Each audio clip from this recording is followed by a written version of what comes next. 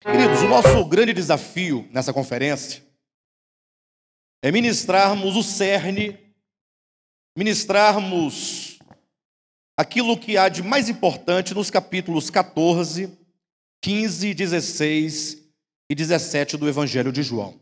Lógico que nós não temos como fazer uma abordagem exaustiva, versículo por versículo, até porque não existe essa necessidade de se ter que ler versículo por versículo. É importante que vocês todos em casa leiam esses 4 capítulos inteiros, mas o que nós faremos aqui é uma contextualização do pensamento de Jesus nesses 4 capítulos, a partir de uma visão ou de uma cosmovisão em toda a Escritura.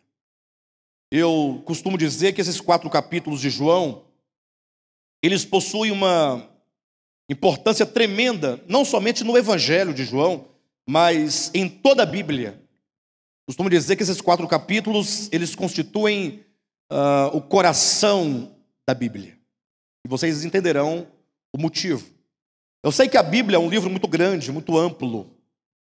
É um conjunto de livros, de 66 livros, 39 no Antigo Testamento, 27 no Novo. E livros grandes, livros complexos. No Antigo Testamento, então, muita genealogia, muitas histórias. Aí vem o Novo Testamento, muita parábola, metáfora, milagres, prodígios. O Apocalipse, um livro muito dramático.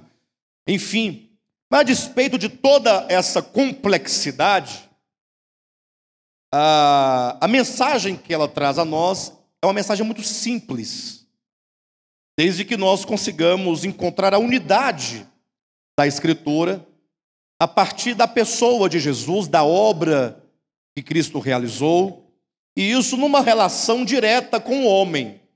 O homem é o alvo do Evangelho de Jesus Cristo. Então, nós vamos gastar esses 3 dias aqui abordando aquilo que há de mais importante. Hoje, em particular, eu quero falar sobre a casa do Pai, baseado aqui em João 14, versículos de 1 a 3. E dentro desse tema, a casa do Pai, eu quero abordar o aspecto da ilusão, da deserção, da prodigalização e da necessidade de reconciliação do homem. Os irmãos entenderão cada um desses aspectos, o aspecto da ilusão, da deserção, da prodigalização e da necessidade que o homem tem de reconciliação. De todo modo, o tema que vai governar essa noite é a casa do Pai. Baseado aqui nesses 3 versículos que lemos, quero ler novamente. Diz assim, são palavras de Jesus: não se turbe o vosso coração, credes em Deus? Crede também em mim. Na casa de meu Pai há muitas moradas. Se assim não fora, eu vou-lo teria dito, pois vou preparar-vos lugar. E quando eu for e vos preparar lugar, voltarei e vos receberei para mim mesmo, para que onde eu estou estejais vós também. Os irmãos, imaginem que Cristo havia passado 3 anos e meio com os seus discípulos, desde o início do seu ministério. Jesus ensinou, falou muitas por meio de parábolas, ensinou por meio de pregações, de sermões, por meio de sinais, por meio de prodígios. E então, quando chega nesse exato momento do capítulo 14, Jesus estava no cenáculo. O cenáculo é uma grande casa, uma grande sala, um grande salão. Mas geralmente um grande salão de uma casa mesmo particular. Casa que pertencia a alguém, mas que tinha um salão como este, talvez maior, eu não sei, ou deste tamanho, ou menor, em que as pessoas podiam ali se reunir. E estava Jesus, portanto, comendo com os discípulos a última Páscoa. Eu digo última porque Então, logo eles saíssem dali, Jesus seria crucificado, seria morto, e se cumpriria nele, portanto, a Páscoa. Ou seja, se desde a saída do povo de Israel do Egito, a cada ano eles comemoravam a Páscoa, Cristo veio como cumprimento final e máximo do Cordeiro Pascal, e, portanto, Cristo veio para ser a realidade daquele Cordeiro Pascal que ano após ano era oferecido. Então Cristo comia essa última Páscoa, porque o próximo passo seria Cristo ser morto, crucificado. Então imagine os irmãos que este foi um momento muito dramático, tanto para Jesus, homem, como para os seus discípulos. Para Jesus, homem, por uma razão muito simples, porque enquanto homem, ali ele estava para sofrer na carne, não no espírito, mas sofrer na carne todos os males que acarretaria a sua obra de redenção, a sua paixão, a sua morte. E ele sofreria também uma pressão e uma influência e uma perturbação externa, não interna, da parte de todo o reino das trevas. Ou seja, o Verbo de Deus se fez homem, se fez carne, para passar por esse momento da sua paixão, para passar por esse processo de ser rejeitado, de ser cuspido, de ser insultado. E esse foi um momento muito dramático para Jesus. Então, nós sabemos, e o próprio Jesus diz aqui em João capítulo 13, e também no livro de Lucas, também no livro de Mateus, sobretudo, ele diz: olha, a minha alma está profundamente angustiada até a hora da morte. Quando Cristo diz essas palavras, começa um problema no coração e na mente dos discípulos. E aqui está o início desse capítulo 14, quando Cristo diz: não se turbe o vosso coração. Imaginem vocês que os discípulos, eles quando creram em Cristo, quando há 3 anos e meio antes desse momento, eles largaram tudo, largaram suas vidas, largaram seus trabalhos, seus ofícios, largaram famílias, largaram seus objetivos, seus sonhos, seus planos, e se puseram a seguir a Jesus de Nazaré, crendo ser ele o Messias. E o início foi muito bom, foi muito maravilhoso. Todo início é muito bom, todo início é muito maravilhoso, né? Difícil é terminar. E todo término, todo final, ou quando amadurece, as coisas não são tão boas assim, embora se tenha maior maturidade, um emocional mais preparado para suportar as tribulações. Mas o fato de todo começo é muito maravilhoso, sobretudo porque Jesus começou transformando água em vinho numa festa de casamento. Logo ele curou um paralítico, depois curou um cego, curou um leproso e começou a ressuscitar mortos. Então os discípulos ficaram empolgados, como quem pensavam ou diziam assim: olha que maravilha, o Messias prometido chegou, e aqui nós estamos com o Messias, e agora ele vai instaurar o reino de Israel. A grande expectativa do povo hebreu, e era uma expectativa um tanto equivocada, porque embora conste nas Escrituras alguma coisa parecida com isso, mas há também a Escritura dos hebreus falando acerca da morte do Messias. Os hebreus, eles pensavam o quê? Que viria um Messias, instauraria um reino político, um homem super poderoso, que iria dominar sobre todas as nações da terra, e que então o povo de Israel seria o povo de Deus, o eleito de Deus, a partir de quem o cetro de Deus haveria de impor ordem a todas as nações. Eles tinham uma expectativa meramente política. Eles não tinham uma perspectiva ou uma visão de redenção, de pecado, de morte. Eles não pensavam que eles precisavam, antes de serem libertos do domínio dos romanos, ou do domínio de qualquer outra nação, eles não entendiam e não sabiam que precisavam, sobretudo, de serem libertos do poder do pecado e de serem reconciliados, trazidos de volta a Deus, uma vez que o homem, ele caiu em transgressão, ele pecou e ele perdeu a comunhão com Deus. Eles não entendiam essa questão da necessidade de redenção, da necessidade de salvação, como até hoje os homens não entendem. Vocês vão entender o porquê eu digo dessa maneira, na medida em que nós formos aprofundando nesses 4 capítulos, 14, 15, 16 e 17 do Evangelho de João. Então eles tinham essa expectativa. Então quando eles viram Cristo ressuscitando os mortos, eles ficavam felizes, porque o povo começava a reconhecer em Jesus alguém que tinha o poder. E a multidão crescia. E Jesus multiplicava os pães e os peixes. Quando Cristo então entrou em Jerusalém montado no jumento, pensa como o povo se alegrou. Diz a Bíblia que eles tiravam suas vestes e estendiam no chão para que Cristo passasse ali, numa entrada triunfal, a entrada de um rei. E o povo queria aclamá-lo rei naquele momento, porque pensavam, chegou o momento do reino ser instaurado. E essa questão era tão grande que a mãe de Tiago e João chegou a pedir para Jesus: Senhor, no teu reino, quando tu entrares, por instaurado o reino, permita que os meus 2 filhos queridos, o João e o Tiago, se assentem um à tua direita e o outro à tua esquerda. Ó, que maravilha! São os 2 lugares de grande prestígio. À sua direita, o mais... quem tivesse mais prestígio, maior prestígio, maior honra, e à sua esquerda também era um lugar de honra, afinal, é ao lado de Cristo. Só que eles não compreendiam o reino de Deus. Eles tinham uma ideia material do reino de Deus.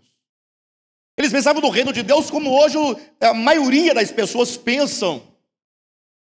Que Jesus vai vir nas nuvens do céu, rasgando o céu, com anjo, trombeta, espada. Parou todo mundo. Agora quem manda aqui sou eu.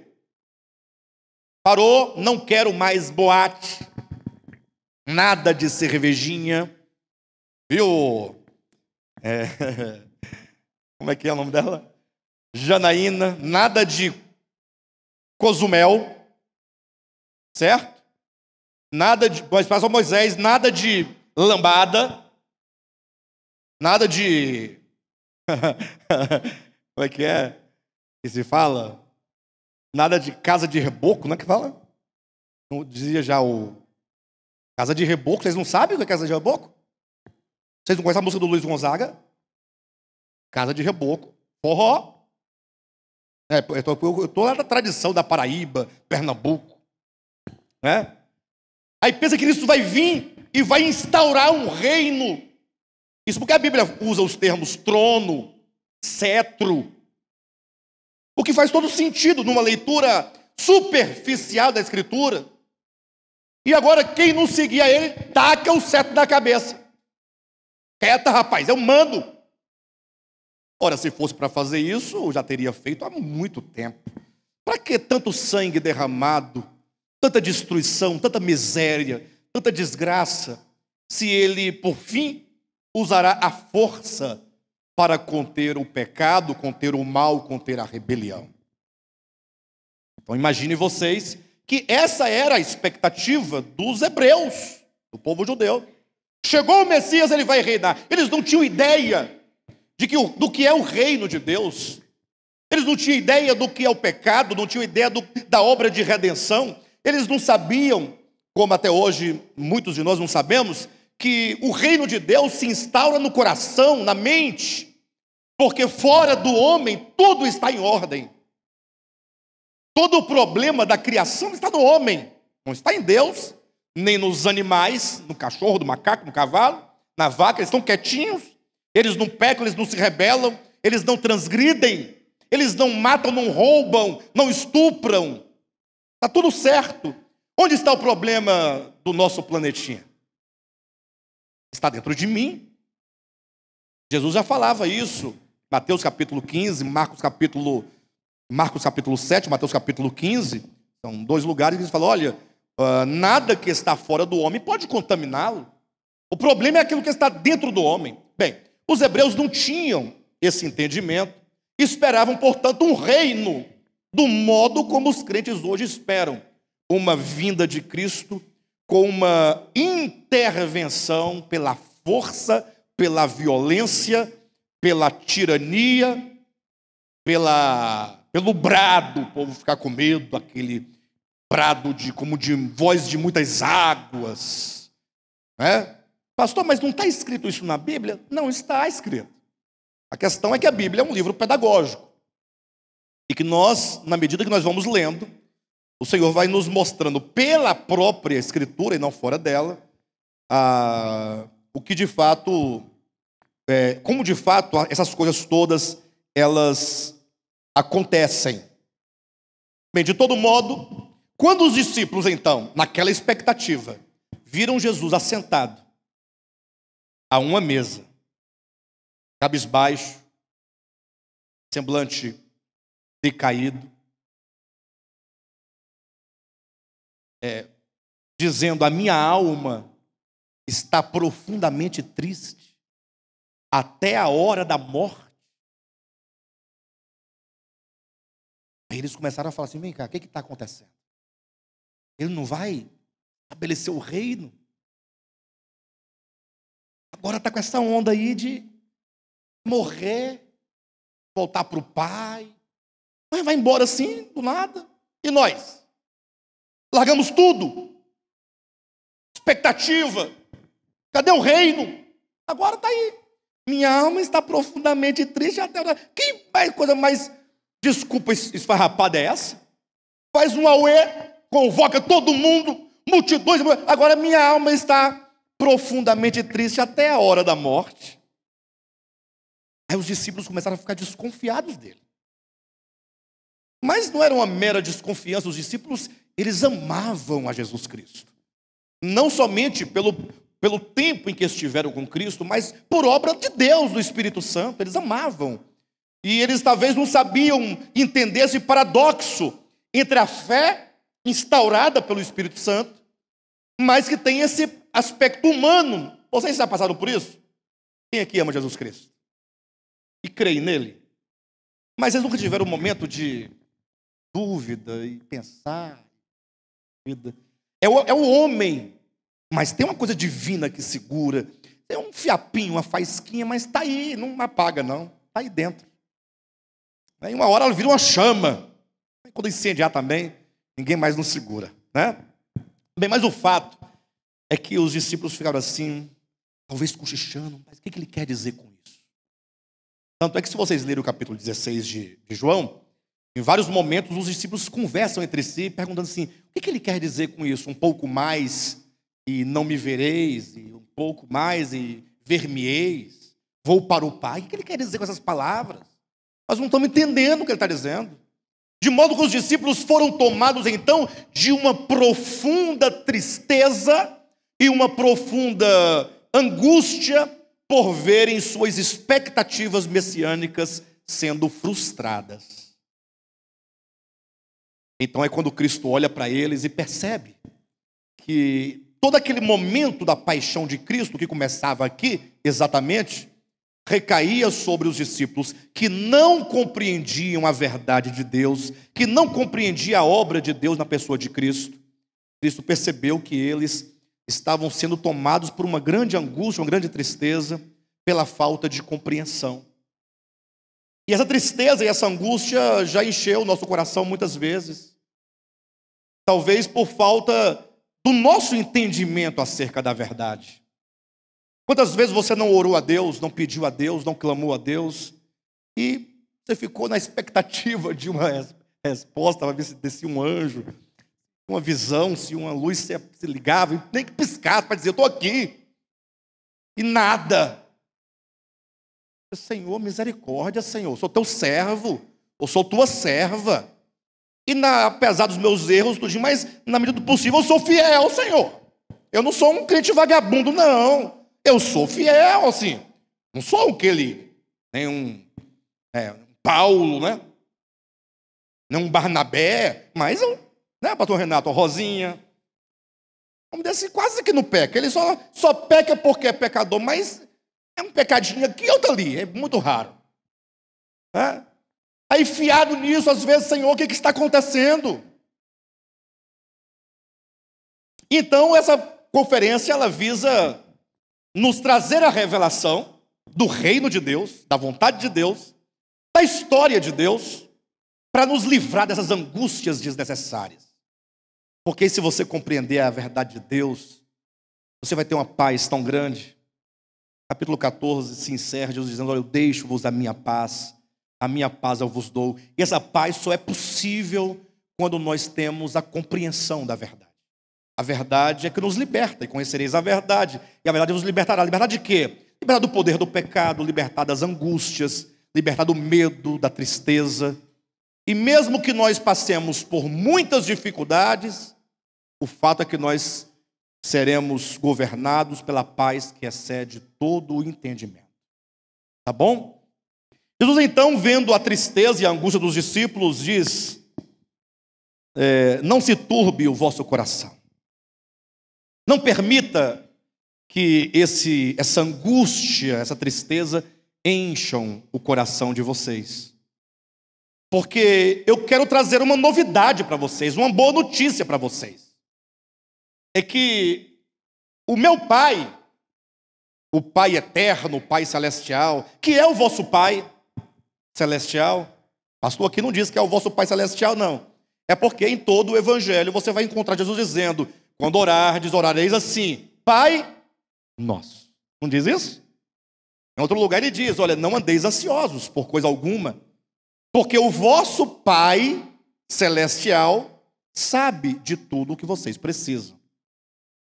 Então, em todo o Evangelho, Jesus, desde o início, não tem escatologia ou teologia ou sistematização teológica. Olha, por enquanto Deus não é pai de vocês, mas daqui a pouco, depois que eu morrer, ele vira pai de vocês. Não tem isso na Bíblia.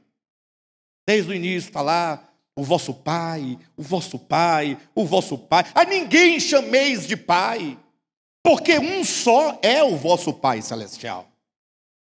Então eu quero começar este Evangelho agora falando para vocês de maneira clara, para que vocês não se turbem o coração, e que existe um Pai.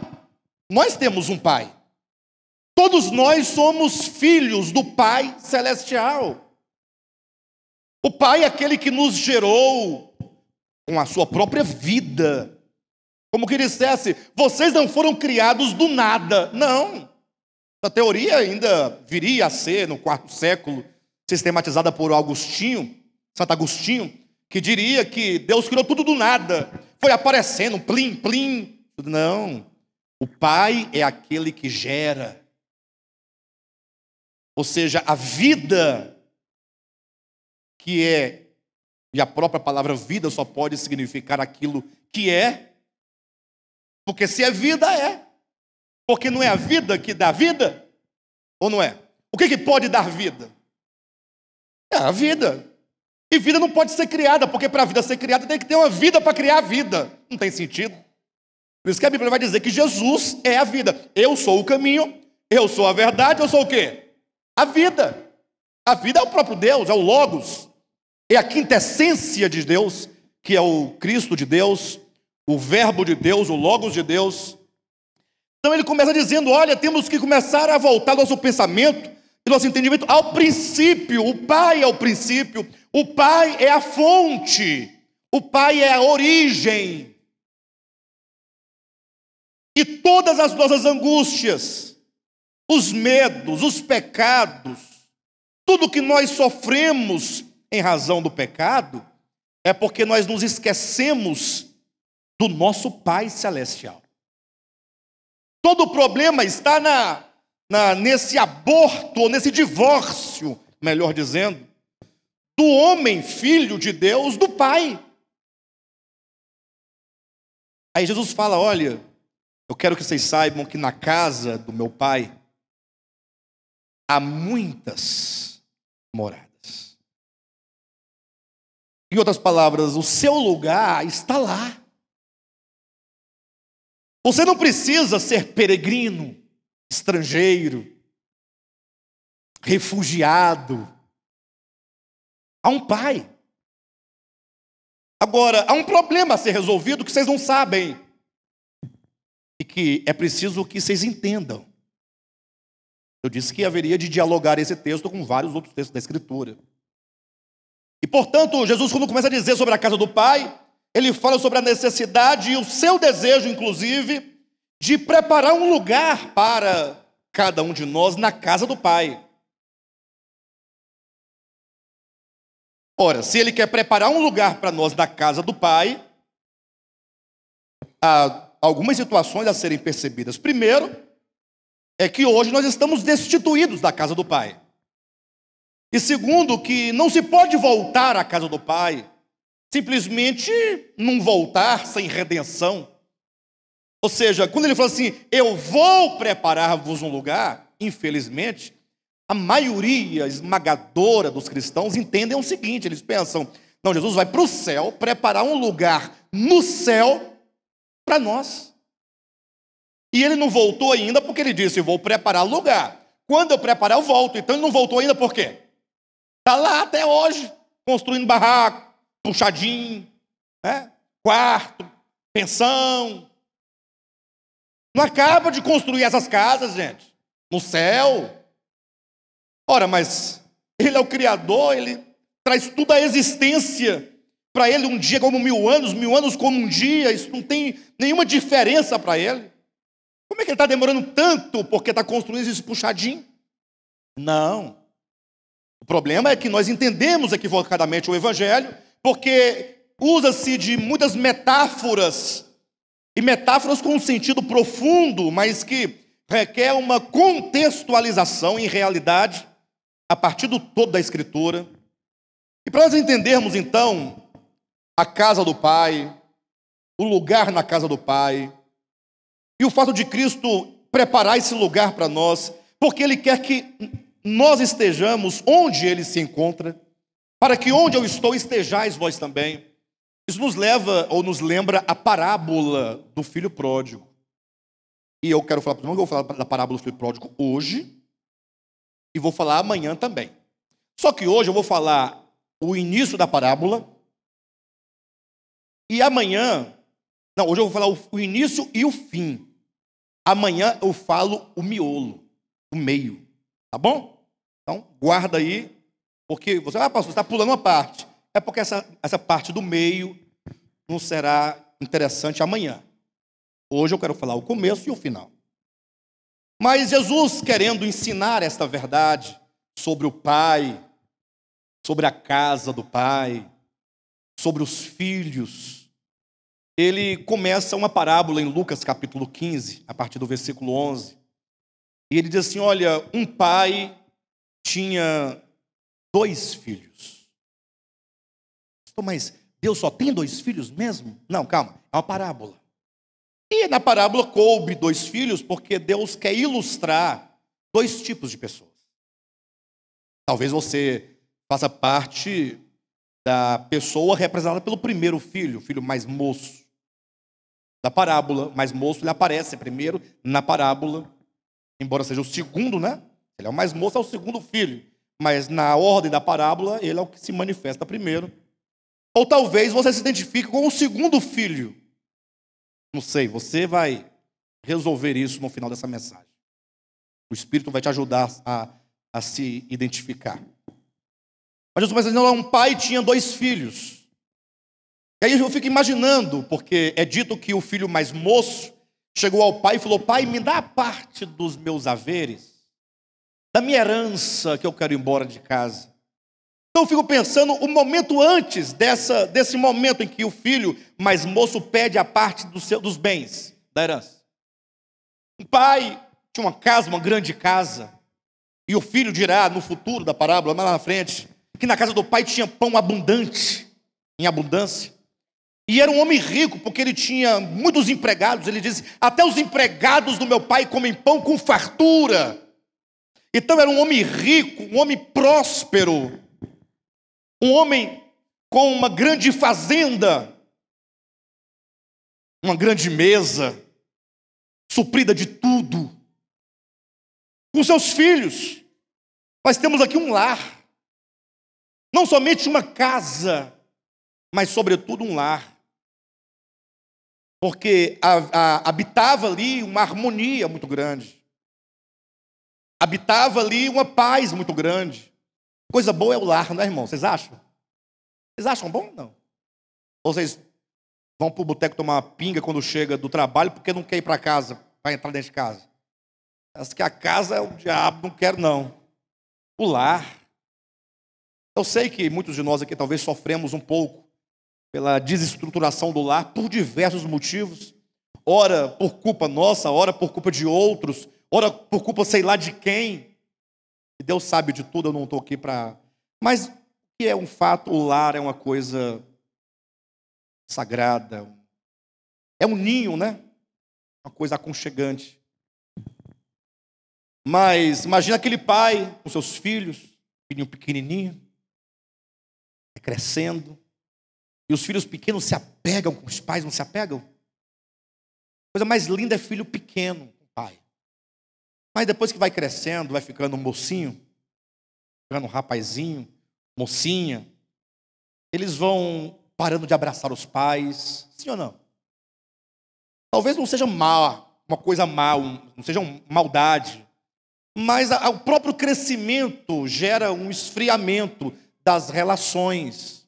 O filho tem vergonha de beijar o pai na frente dos amigos já grandinhos. Se o pai chega na escola e abraça o filho, pega no colo, ele não quer. O pai, calma aí, pai. Estou grande. Ele liga. Pai, você pode me buscar, mas fica longe. Não vai lá na escola, não. Na sala, me chamando na porta. Eles ficam envergonhados. Não é verdade? Então, aquele lar maravilhoso. E os filhos crescendo, 4 aninhos, 5 aninhos, 6, 7, 8.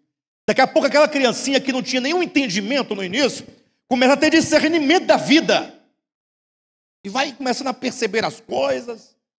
Daqui a pouco ele começa a achar que ele tem força, começa a ver, está nascendo aqui um negocinho.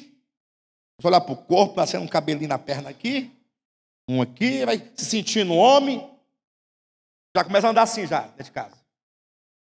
Só o esqueleto, mas ele acha que ele é poderoso. Ele começa a sentir alguma coisa. Daqui a pouco já começa a achar que o pai está chato. Ô pai.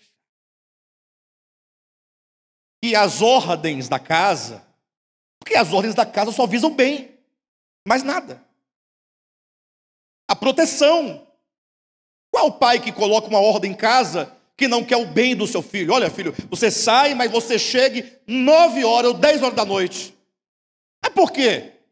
Meu filho, o mundo é violento, o papai está aqui preocupado com você.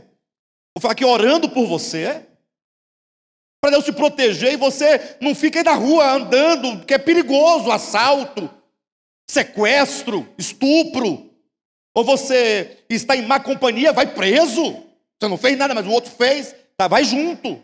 Então, as regras são boas, mas os meninos não entendem isso. Aí eu fico imaginando essa parábola do filho pródigo. O filho foi crescendo, e o filho começou a pensar, pai, essa casa está ficando pequena para 2 pessoas. 2 quem? Eu e meu pai. E aí o menino começa a pensar, eu posso viver muito bem, por conta própria. Eu tenho direito nisso aqui, não tem não? Sou filho. O que a lei diz? Olha o que vem vindo no coração dessa pessoa. Tem direito, herança. Se meu pai for um homem justo, como ele diz ser, ele me dá a parte que me cabe a mim. E eu vou seguir a minha vida, viver a minha vida, do modo como eu quiser viver. Um pai tinha 2 filhos, Lucas capítulo 15, versículo 11. O filho mais moço disse ao pai, pai, dá-me a porção dos bens que me cabe, porque eu já não permanecerei na tua casa. O que ele pensava? Olha, deve ter feito os cálculos, né?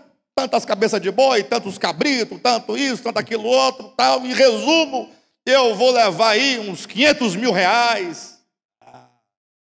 É muito dinheiro, 500 mil reais, não, pessoal? Não acaba nunca esse dinheiro. Tem mais com a capacidade que eu tenho, né? De empreendedor, uma mente empreendedora, uma visão. Eu vou triplicar esse dinheiro no ano. 3 anos vai virar 10 vezes mais. E aí eu vou ter as mulheres que eu quero, vou ter os carros que eu quero, vou ter os prazeres que eu quero. E aí eu vou mandar em mim mesmo. Não preciso de ter um pai, alguém me dizendo o que fazer. colocando limites na minha vida. Por que isso? Não. Agora, esse jovem, certamente ele estava tomado de uma ilusão tremenda. Eu não sei se aqui tem algum filho que já saiu de casa algum dia, mas os filhos eles erram muito, e no futuro, quando ficam velhos, eles falam, puxa vida, mas que bobagem que eu fiz, né? Como eu era um cara tapado. Falar aquilo para o meu pai, para a minha mãe, não era para ter falado, não era para ter feito, não era para ter desonrado, mas isso só vem com a maturidade. A juventude, cara, é tupetudo mesmo, entendeu? Eu vou me dar bem.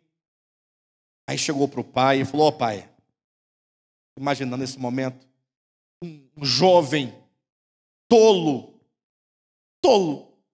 tomado por uma ilusão besta, idiota, uma ilusão de quem acha que pode, que é capaz, viver sem o pai, sem a casa, sem o cuidado, sem a proteção, sem o suprimento, porque perdeu a identidade de filho, e o pai já não lhe representa como pai. E aí diz a Escritura, que o pai dividiu os haveres, e lhes deu ao filho mais moço e, portanto, ao filho mais velho. Porque lhes deu a dois.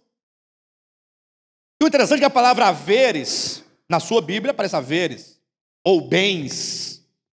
Mas se você buscar a palavrinha lá grega, lá da língua grega, língua na qual a Bíblia foi escrita, a palavra que está lá é bios, que quer dizer vida. Olha como Cristo coloca a palavra certa para que você entenda que esse pai só pode ser Deus o Pai, o nosso Pai Celestial. Na parábola, o pai representa esse grande administrador, esse grande senhor, esse grande proprietário, esse grande progenitor, ou genitor, que seja, que criou seus filhos, mas que num dado momento, o homem criado por Deus, tomado por uma ilusão de quem acha que é alguma coisa, e diz, eu não quero mais viver debaixo do governo de Deus. Eu não quero mais viver pelas regras de Deus. Eu não quero mais estar na casa de Deus, simplesmente para poder ser um mero servo. Como diz um certo poeta inglês do século XVII, no seu livro, alguém, em uma certa ocasião, disse, melhor é ser senhor no inferno do que ser um servo no céu. Esse é o espírito de Lúcifer. Esse é o espírito de rebelião.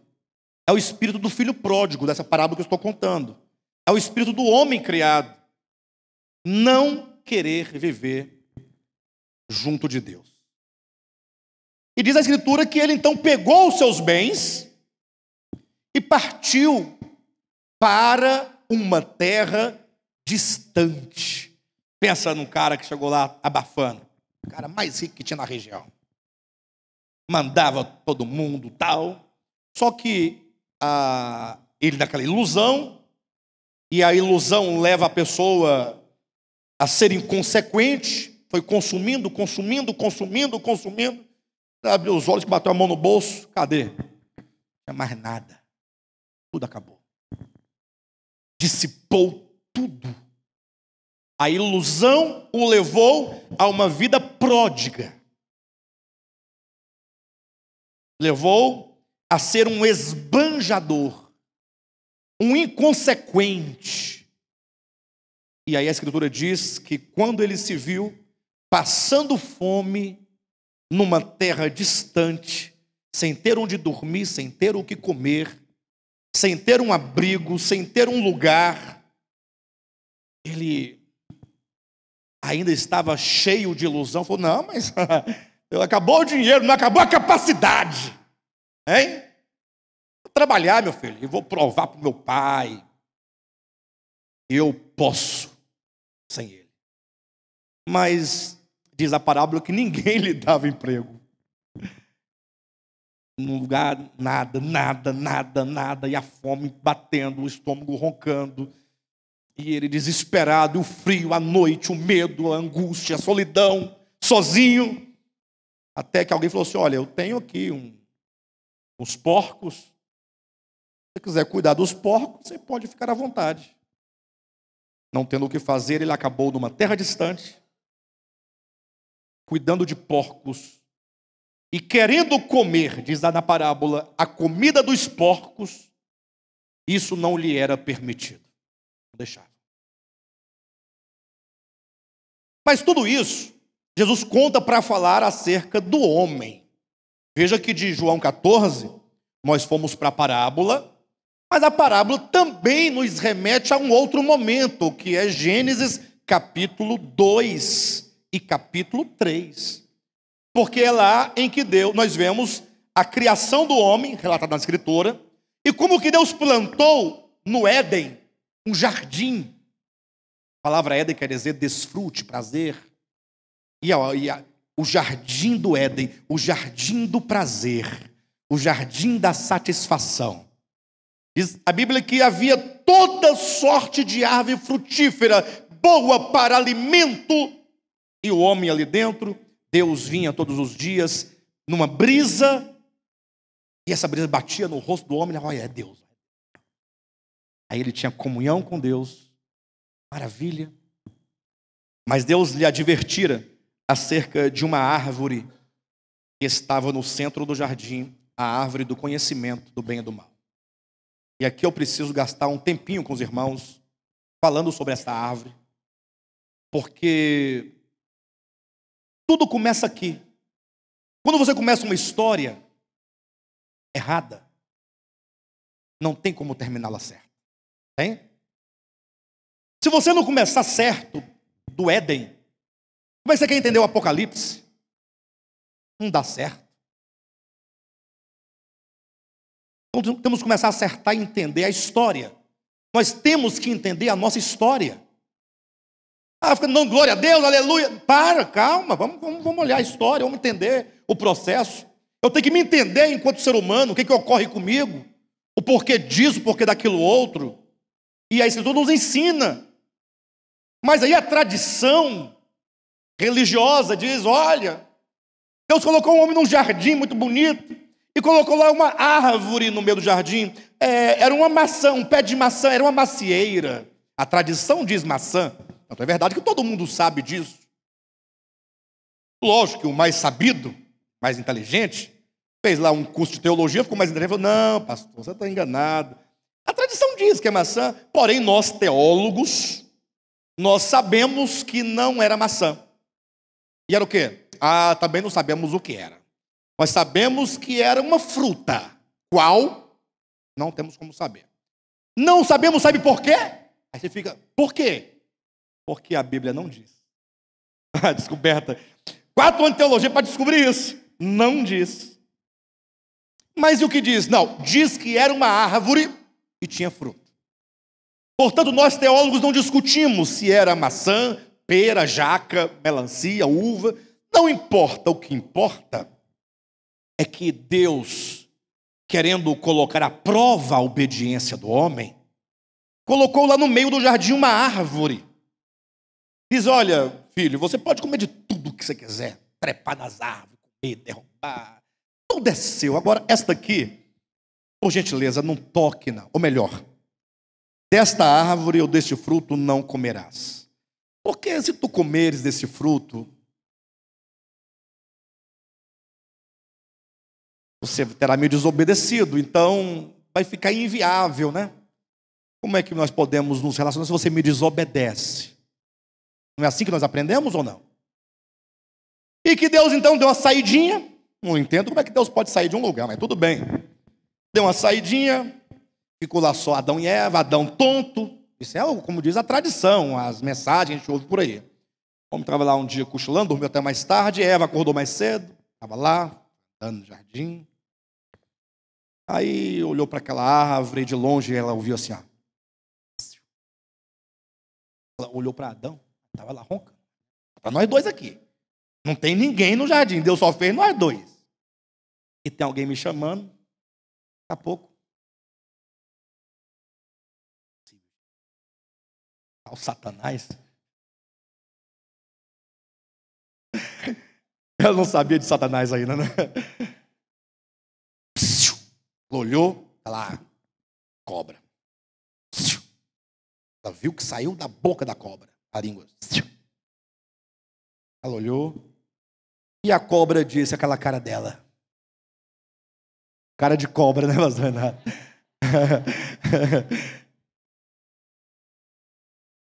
Não foi assim que Deus disse. Não comerás de tal. E começou o diálogo. Isso aí é o que está registrado em Gênesis, desse modo. A mulher se aproximou, achou interessante, uma cobra falante.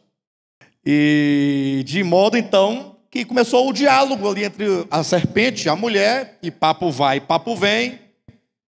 A serpente falou assim, mas se você comer deste fruto, você poderá ser como Deus. A mulher tentada, curiosa como até hoje é, tomou o fruto e deu uma mordida.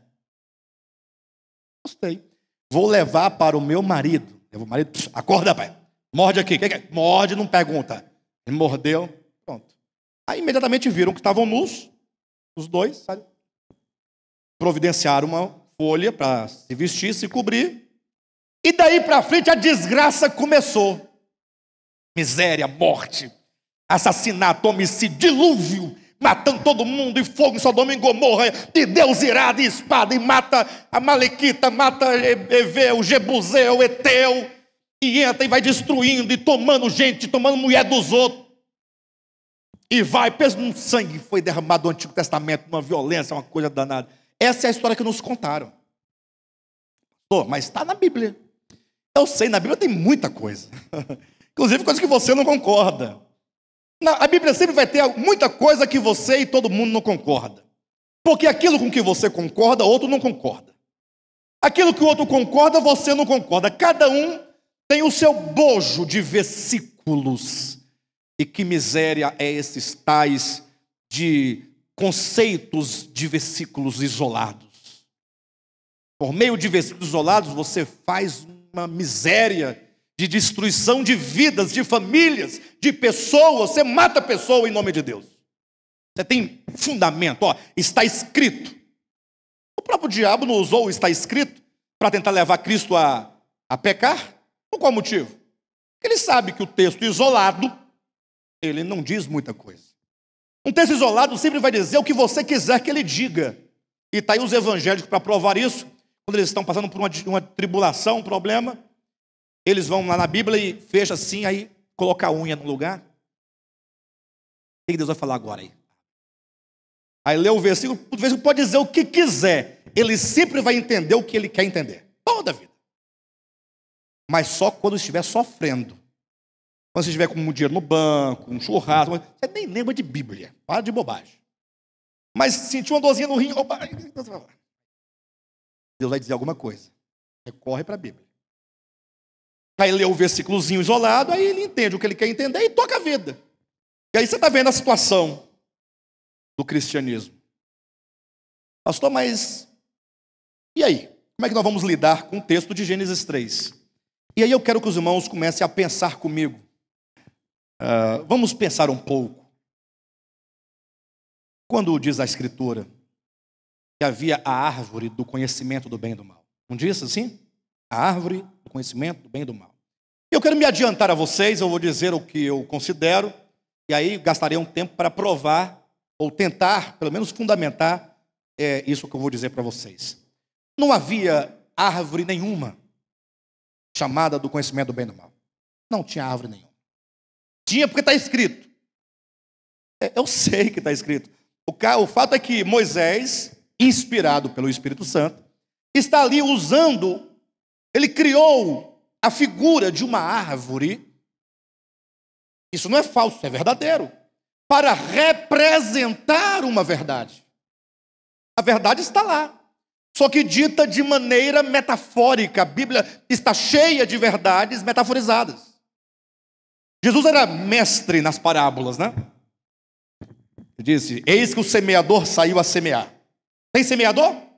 Não tem semeador nenhum. Jesus é o semeador. E ele nunca plantou uma semente. Ah, então ele está mentindo. Não, é uma figura para falar de uma verdade. Isso é mais do que legítimo em qualquer literatura. E saindo o semeador, lançou a semente, uma parte da semente caiu em solo rochoso, na beira do caminho e tal. Jesus era semeador? Era? Semeador? Semente? Camponês? Mas ele falava do Filho do Homem. E o solo não era solo, eram corações. E a semente não era semente, era a palavra do reino. E o frutificar não era fruto de uma árvore, mas eram os resultados que a palavra do reino gerava no coração daquele que a recebia. Então temos que ter uma leitura mais apurada da Escritura, menos técnica, menos teológica e um olhar mais orgânico. Poxa vida, lá havia duas árvores no meio do jardim: a árvore do conhecimento do bem e do mal e a árvore da vida. Como eu não tenho muito o que falar da árvore do conhecimento do bem e do mal, por enquanto, não tenho quase nada, eu sei que o oposto da árvore do conhecimento é a árvore da vida. Como é que eu sei que tem essa relação de oposição? Ora, porque se comesse da árvore da vida, teria o quê? Da árvore da vida, vida eterna. E se comesse da árvore do conhecimento? Morte, morreria. Então eu tenho vida e morte. Então, a princípio, eu tenho diante de mim vida e morte. A princípio. Mas eu sei que essa árvore da vida, e eu começo as minhas fundamentações a partir de agora, também não era uma árvore. Esse pastor está com sacanagem. Não é possível. Nada na Bíblia é nada, tudo é o que ele quer que seja. Não, não é que eu quero que seja. Imagine você que havia uma árvore chamada árvore da vida, cujo fruto, se uma vez comido, daria vida eterna. Gênesis capítulo 3, versículo 22. Passou o tempo da história, aparece Jesus, Deus feito homem, em carne. Ele fala assim: pessoal, olhem para mim, eu sou o pão da vida. Mas ele também disse no capítulo 15 de João: eu sou a videira verdadeira. Jesus é uma árvore videira. Olha como se usa de figuras para falar de verdades profundas. E agora ele diz: eu sou o pão da vida. Se lá em Gênesis havia um fruto que dava vida, agora tem um pão que dá vida. Eu pergunto: será que tem Deus que dá vida, o Espírito Santo que dá vida, o Filho de Deus que dá vida, uma árvore que dá vida e um pão que dá vida? Não. Pão e fruto da árvore da vida são símbolos do próprio Deus, que se dá ao homem como vida. Jesus falou: olha, eu sou o pão da vida. Se vocês comerem da minha carne e beberem do meu sangue, terão vida eterna. Gênesis 3, 22, se comesse do fruto da árvore da vida, teria vida eterna. Então aquela árvore é um símbolo do próprio Deus em Cristo, na pessoa de Jesus, disponível ao homem. Jesus fala assim, olha, João capítulo 6, versículo 56, ele fala: assim como o Pai que vive, preste atenção nessa palavra, assim como o Pai que vive. O Pai, fala pessoal, assim como o Pai vive. Gente, o Pai vive. Uma ebulição de vida constante, vida plena, vida em movimento, vida dinâmica, vida em abundância. Deus é a própria vida. Assim como o Pai que vive me enviou, atenção, e eu igualmente vivo pelo Pai. Eu vivo pelo Pai. Há uma dependência ou não há dependência? Se eu vivo pelo Pai, e o Pai vive por quem? Assim como o Pai que vive me enviou, e eu semelhantemente vivo pelo Pai, o Filho vivia nessa dependência ou não? O Filho vivia, Jesus vivia, assim como o Pai que vive me enviou, e eu vivo pelo Pai, Jesus vivia, o Filho de Deus vivia por si mesmo, nada de pai. Pai é pai, eu sou eu. A Trindade divina ensina que o Filho é o Filho e o Pai é o Pai. Se houver qualquer dia um problema entre nós dois, cada um é Deus, cada um tem um reino. Ah, que simples. Mas o Filho não diz isso, ele fala, eu vivo pelo Pai. Não quero discutir teologia com ninguém acerca de Trindade divina, porque não tem fim essa discussão. Eu estou falando que o Filho disse, eu vivo pelo Pai, entenda. Não discuta, apenas repita, apenas creia. Assim como o Pai me enviou, ele enviou quem? O Cristo ou Jesus de Nazaré? Quem é enviado? Jesus, que nasceu de Maria, ou o Cristo de Deus que é eterno? Então, assim como o Pai que vive me enviou, fala aqui o Cristo de Deus. E eu vivo pelo Pai. Estão entendendo ou não? Eu vivo. E esse viver é um viver conectado no seio do Pai, constantemente. Eu estou no Pai, o Pai está em mim. Essa unidade entre eu e o Pai não é uma questão de discutir Trindade, né? Não é questão teológica, não. Eu estou no Pai, o Pai está em mim, e eu vivo pelo Pai.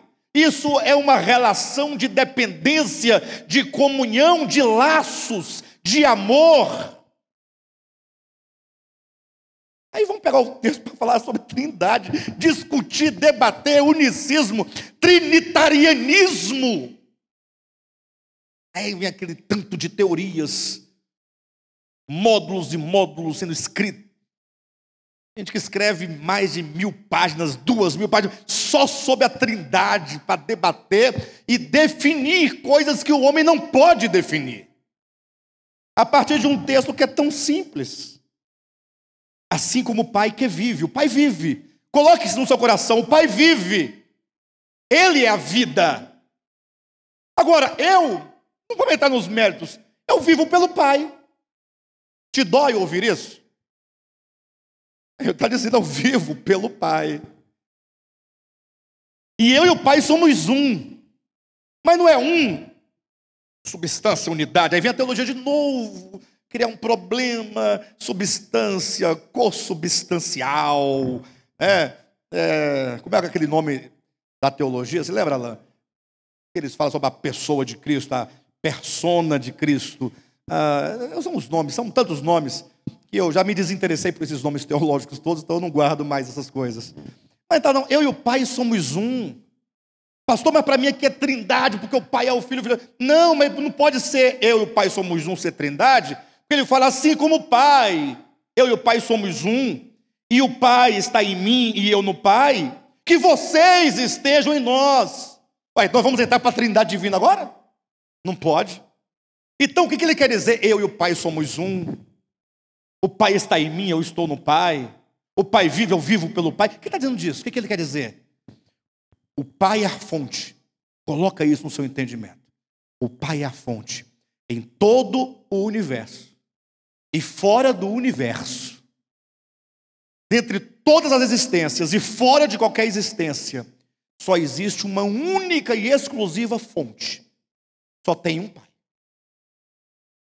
Pode ser uma formiga paralítica, procede do Pai. Jesus falou, a ninguém chameis de Pai. Como assim? Porque só um é o vosso Pai, só tem uma fonte. Assim como o Pai que vive me enviou, e eu vivo pelo Pai, ele continua. Agora, quem de vocês aí, se alimentar de mim, por mim, viverá. Então eu tenho que me alimentar de Cristo para que eu viva, sim ou não? Ele é o pão da vida. Mas você come pão todo dia, eu come pão, só comeu pão quando nasceu. O meu pão agora, pronto, nunca mais preciso comer pão. Pronto. O pão está na nossa mesa todo dia. tecnicamente falando, teoricamente falando. Se não tiver, por razões que você não quer que ele esteja. Até porque o pão também não pode ser entendido como um pão de sal, mas é o alimento. Pão enquanto alimento, ao que te alimenta, te dá sustância, te dá vida, te dá vigor, te dá saúde. É ele que nutre cada célula do teu corpo. Tudo o que nós somos é o alimento que nos faz ser. De modo que quando você vê uma criancinha, maguinha, um buchinho grande, cabeção, joelho grande, as perninhas finas, ele tem um problema de alimentação, de nutrição. Ou não? Quanto mais a pessoa se alimenta e se alimenta bem, mais bonita é a sua pele, mais bonito o seu corpo, o seu cabelo, mais brilha os seus olhos. É ou não é? Mais robusta é a pessoa. Então Cristo falou assim: olha, vocês têm que viver, e vocês para viver têm que se alimentar, e o alimento que dá vida sou eu. E portanto, o pão da vida é um símbolo de Cristo, e a árvore da vida é símbolo de Cristo. Símbolo. Enquanto vida, enquanto alimento, enquanto aquilo que sustenta. E o alimento é aquilo de que nós dependemos. Quem aqui depende do pai? Não, do pai da terra. Do papai da terra. Ninguém depende, todo mundo já ficou autônomo, ficou independente? Muito bem. Quem aqui é dependente da mamãe? Ninguém. Mas quem aqui é dependente do alimento? Ou melhor, quem não é? Quem fala assim: eu posso viver sem comer. 1 mês, 2 meses, 6 meses, 1 ano, não me alimento. Porque eu tenho capacidade em mim mesmo de ter uma autonutrição. Existe esse ser humano? Então Jesus é tremendo, né? Eu sou o pão, o alimento que dá vida. Ou vocês comem de mim para ter vida, ou morrerão. Em outras palavras, vocês são dependentes de mim. Dependem de mim. Quando o homem foi criado, colocado no Éden, voltemos lá às metáforas de Moisés, o homem deveria viver pela vida, pela árvore da vida, pelo pão da vida. Dependente. O problema é que antes da árvore da vida tinha uma outra árvore, chamada árvore do conhecimento do bem e do mal. E é aqui onde as coisas acontecem. Se a árvore do conhecimento, a árvore da vida, é alimento que dá vida, que gera essa dependência, a árvore do conhecimento é o oposto. Você imagine que antes da árvore do conhecimento, ou melhor, antes do homem, entre aspas, comer da árvore do conhecimento, ele não tinha conhecimento, ou tinha? O que dava ao homem a árvore do conhecimento do bem e do mal? Se ele comesse, ele teria o quê? O conhecimento do bem e do mal. Tanto é que depois que Moisés diz na metáfora que o homem comeu do fruto, diz em seguida que Deus falou: o homem se tornou como um de nós, conhecedor do bem e do mal. O que implica que antes da árvore, o homem não conhecia o bem e o mal. Portanto, essa árvore do conhecimento do bem e do mal, ela determina uma linha divisória entre 2 momentos da existência humana. Antes de o homem ter o conhecimento do bem e do mal, da linha para cá, depois que o homem adquiriu o conhecimento do bem e do mal. Mas não adquiriu adquirindo. Ocorre que Deus já criou o homem com a potencialidade de conhecer o bem e o mal. O homem foi criado potencialmente conhecedor do bem e do mal. Não em atualidade. Eu explico. Uma semente, ou melhor, uma árvore, um grande pé de carvalho. Para quem não conhece carvalho, um grande pé de manga. Aquela mangueira grande, colorida, os frutos depois. Aquela manga rosa, manga coração de boi. Mais linda. Aquela copa, aquele tronco. Porventura aquela árvore, ela nasceu daquele jeito? Não, ela era uma semente. Aquela semente, simples semente, pequena semente, você carregava na mão, no bolso. Aí aquela árvore, ela estava na semente em potencial. Tudo que ela é em atualidade, ela foi em potencial. Então, a semente, ela não virou árvore. Semente não vira árvore. A semente se desenvolve.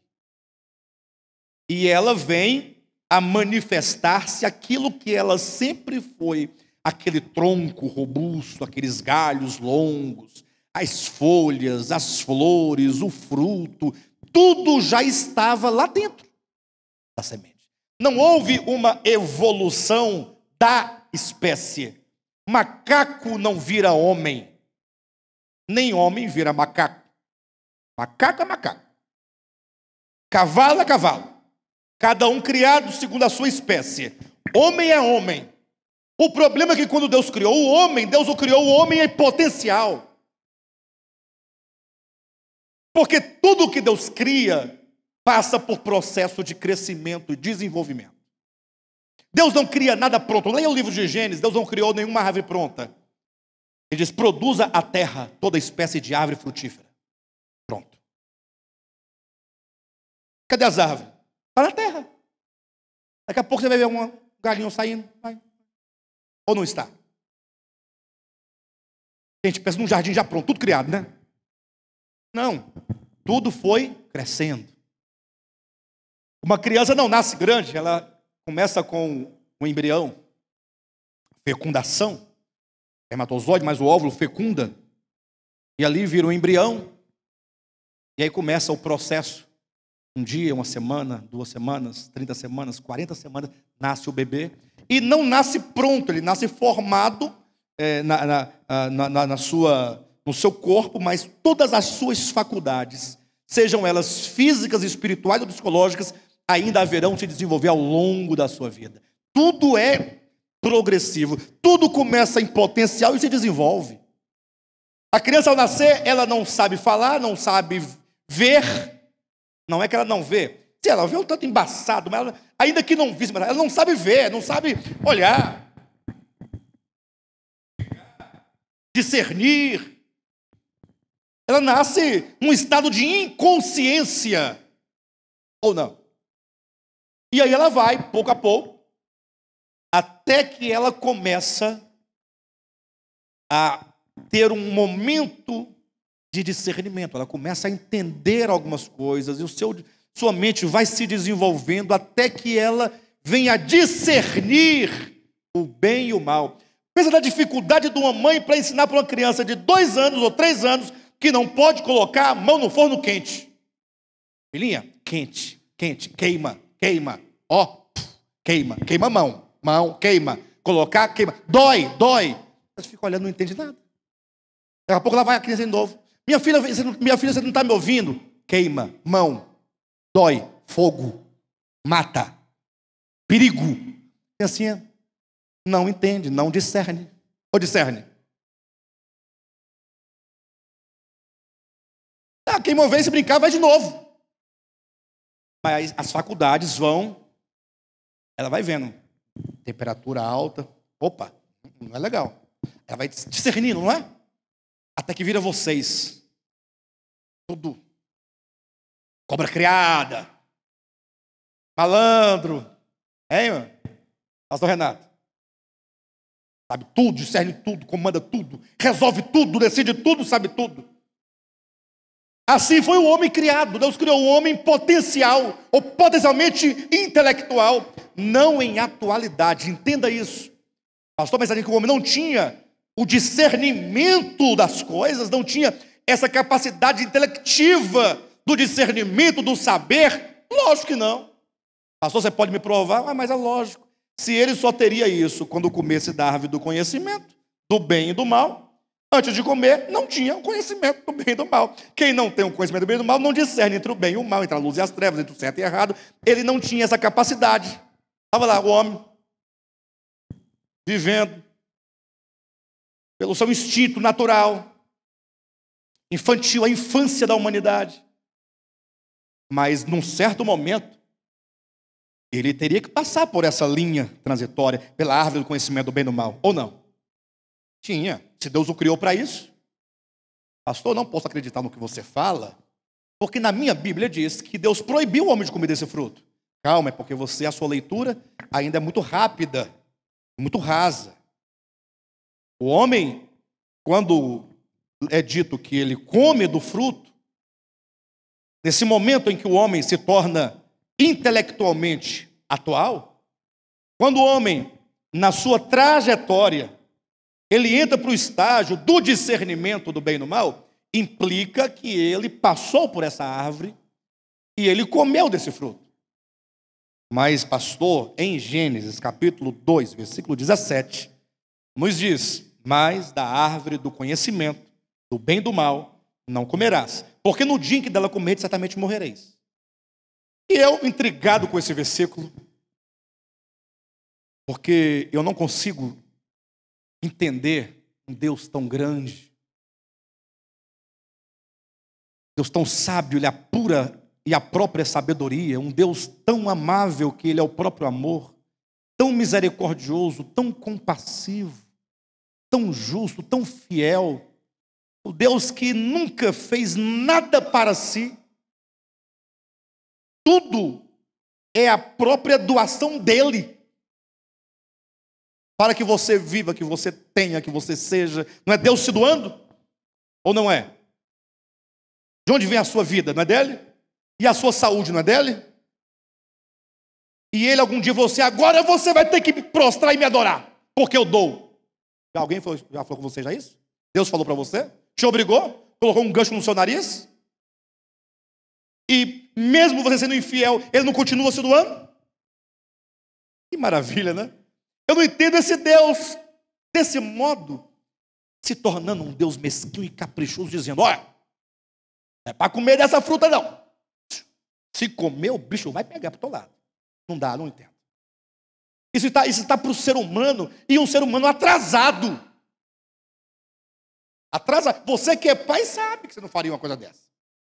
Sem motivo algum, só pelo capricho de falar: é porque eu quero saber se você me obedece. Um pai que fala assim com o filho não é um pai amoroso, carinhoso, porque não sabe ensinar o filho a amá-lo. Quer ensinar o filho a obedecer pelo dedo. Respeita teu pai, rapaz. Mano, o que tem nessa árvore aqui? Não interessa. Eu quero que você não coma. Simples.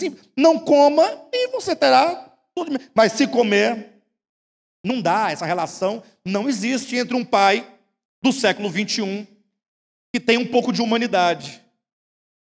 Vocês sabem disso. O nosso Pai Celestial faria isso? Jamais. Eu fiquei intrigado com esse versículo. Eu vou pesquisar. Porque nós temos que entender isso. Aí eu peguei a palavra comer, lá no texto em hebraico, a palavra hakar, mas tem um apóstrofo, possivelmente dá um som, né, de um R, enfim, isso não importa também. Mas a palavra, lá no hebraico, que se traduz como? Como ela se traduz? Qual o significado dessa palavra? Aí, tem uma gama de significado, muito significado. Inclusive, eu fiz questão de procurar cada texto do Antigo Testamento, onde essa palavra se encontra, e ela se repete em vários contextos, para ver como ela é aplicada em vários contextos. Lá o verbo comer, no dia que dela comerdes, esse comerdes, haká, quantas vezes aparece? Em qual contexto? Qual o significado? Irmãos, eu me surpreendi. De 10 vezes que aparece a palavra haká, de 10 vezes, 9 não significa dar uma mordida. Na verdade, eu poderia dizer as 10, mas é porque eu não cheguei lá em Gênesis 3 ainda. Quando chegar lá e tira esse 1, fica os 10, tudo de um jeito só. Você vai encontrar, por exemplo, quando lá nós vemos lá a história de Ana, quando Penina, né? O marido dela? Não, é Eucana, desculpe-me. A Penina é a mulher dele, né? É a concubina. Muito bem. Eucana, ele viu que Ana estava triste, Ana não estava comendo já há vários dias. Vários dias que não comia. Em razão do problema que ela tinha e que ela queria muito ter um filho, não tinha filho, e Deus não dava um filho, e ela era desprezada por Penina, a sua concorrente. O seu marido também ficava assim meio amarelo com ela, porque ela não dava filho para ele, e ela angustiada, e não estava comendo. Não estava comendo, não estava se alimentando. E nesse contexto chega o Cana e fala assim: Ana, por que você não está comendo? Ou não está se alimentando? Ele não perguntou por que você não comeu aquele pão. Ou não é, porque não está comendo, não está se alimentando. Essa palavra comer lá é a mesma palavra de Gênesis 3. Peraí, se é a mesma palavra, então eu pergunto, será que ela também não pode essa palavra significar lá em Gênesis a mesma coisa? Ou seja, será que Deus não está proibindo o homem de tomar da árvore do conhecimento como seu alimento cotidiano? Ou seja, Deus falou assim: olha, homem, no dia em que você chegar a ser atualmente intelectual, quando te vieres o discernimento do bem e do mal, você não deverá viver por meio do teu conhecimento. Você vai ter o conhecimento do bem e do mal, mas deverás usar o conhecimento do bem e do mal, o conhecimento de maneira plena, o conhecer, a capacidade de conhecer, do discernir, para você então buscar a vida eterna. Porque a vida eterna é esta, que te conheçam, a ti. Conhecimento não é ruim. Por que conhecimento é ruim se a vida eterna consiste em conhecer a Deus? E para eu conhecê-lo eu não posso ser uma vaca. Uma vaca nunca vai poder conhecer a Deus. Pode levar o radiante do trono de Deus, vai ficar lá. Não sai disso. Se Deus der a graça dela viver um trilhão de anos, vai ficar lá. Não tem a capacidade de conhecer a Deus. O homem sim. Ele tinha que, quando chegar nessa fase do discernimento, que ele se visse intelectual, ao invés de ele se orgulhar, ficar cheio de ilusão, ele deveria falar assim: puxa, mas como Deus é maravilhoso. Deus me fez superior à vaca, ao cachorro, ao macaco, ao cavalo, melhor do que a galinha, do que o galo, do que o jacaré, do que o pato, o marreco, o periquito. Que maravilha! Então eu tenho que servir a esse Deus e eu tenho que projetar todas as minhas faculdades, inclusive o conhecimento, para conhecê-lo. E quanto mais eu conhecer a Deus, grave a palavra conhecer, que vamos falar dela amanhã. Quanto mais eu conhecer a Deus, mais eu vou amá-lo. Mas isso ocorreu? Lá em Gênesis 3? O que aconteceu lá em Gênesis 3? Quando o homem discerniu entre o bem e o mal. E somente agora ele poderia pecar. Porque sem conhecer o bem ou o mal, como ele pode pecar? Tem jeito, tem? Ele tornou-se conhecedor do bem e do mal, olhou para Deus, Pai, olhou para si. Neste momento ele já era um rapazinho, no sentido da palavra. Já passou pelo processo da infância. Aquele filho que olhando, falou: será que vale a pena viver na casa do Pai? Mas não é uma casa física, não é o céu, não é a terra. Não é...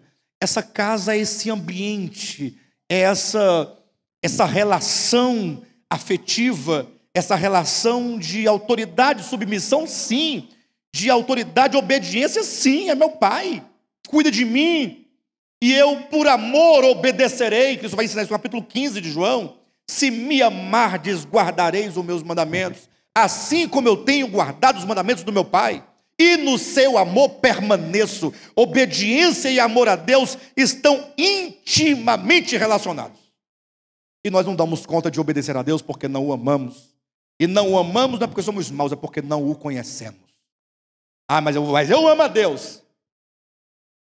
É complicada essa questão, porque nós muito mais temos medo dele do que amamos. Medo da morte, medo de ir para o inferno, medo de perder o emprego, medo de ficar doente. Aí dizemos: nós amamos a Deus. Deus amamos. Calma. Nós vamos amá-lo sim, na medida e na proporção em que o conhecermos.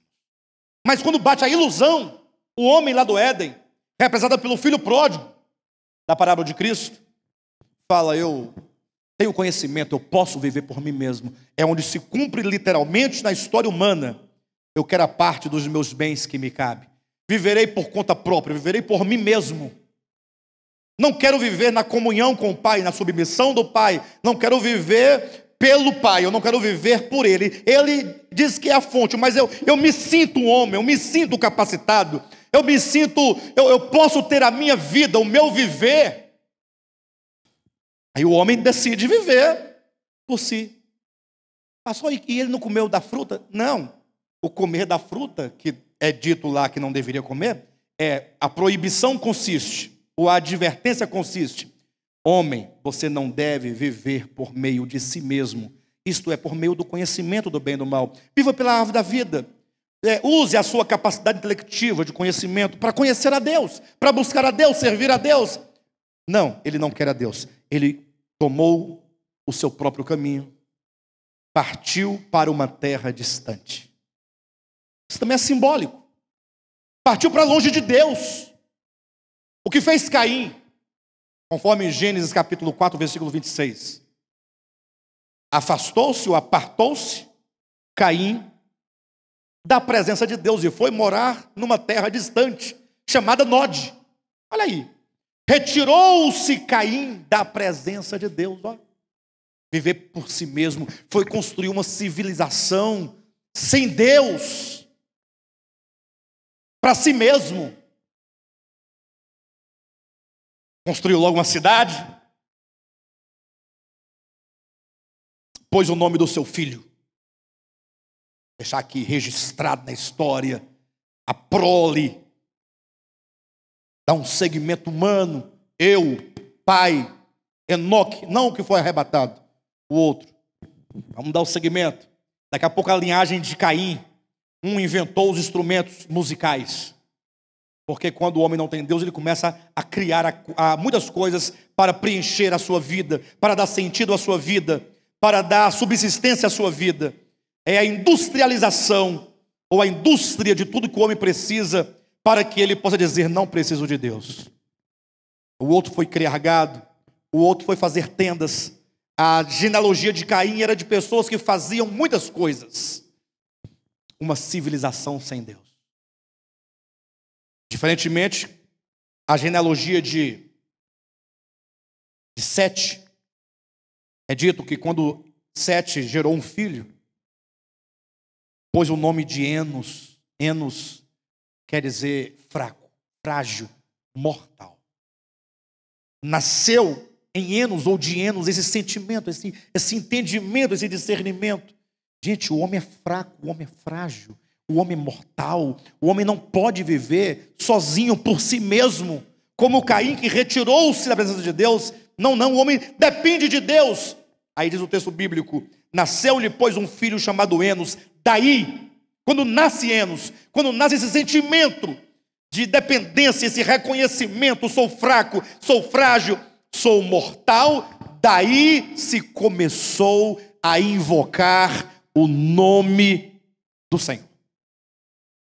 Duas linhagens, para representar esses dois entendimentos, essas duas consciências. Mas não quero falar dessa outra situação.